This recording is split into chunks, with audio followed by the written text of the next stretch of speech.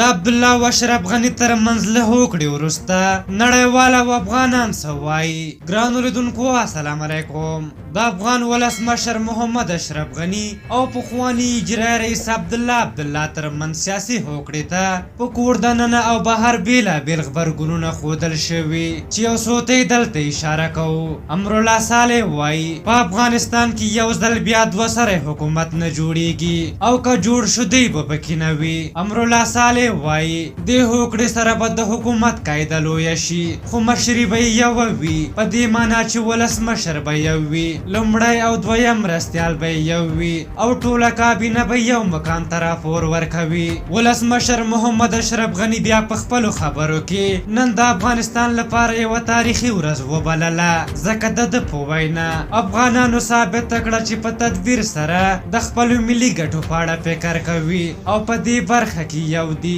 بلخو عبدالله په خپلو خبرو کې وویل چې دې هوکړې ته رسېدل ورته اسان نه و. ښاغلي عبدالله وویل ځینې سیاسي متحدین یې دې هوکړې ته په بله سترګه ګوري. دوی وایي د هغوی نظر درک کوي، خو د نن ورځې اړتیا د په وینا یووالی دی.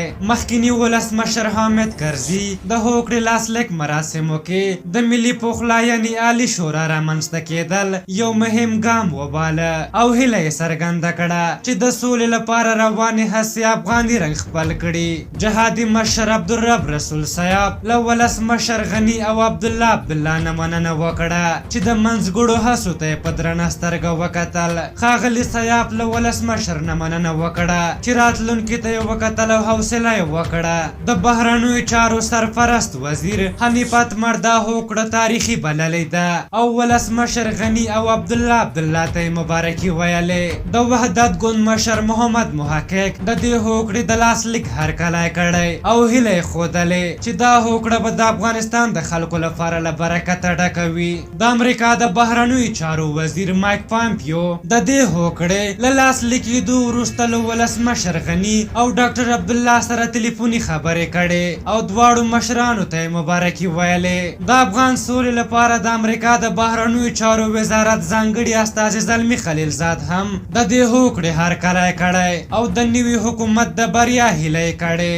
دغه راز په افغانستان کې د ملګرو ملتونو استازولۍ یوناما په یوه بیان کې د دې سیاسي هوکړې هرکلی کړی او ویلي دي چې په دې هوکړې سره افغان مشران د هغه لویو خطرونو سره د مبارزې جوګه شي چې افغانستان ورسره مخامخ دی. ترڅنګ یې د ناټو سرمنشي ینس سټولټنبرګ په یوه اعلامیه کې د خپل منځي اختلافاتو ختمولو او د یو ټول شموله حکومت د جوړولو لپاره د افغان سیاسي مشرانو د پریکړې هرکلی کړی.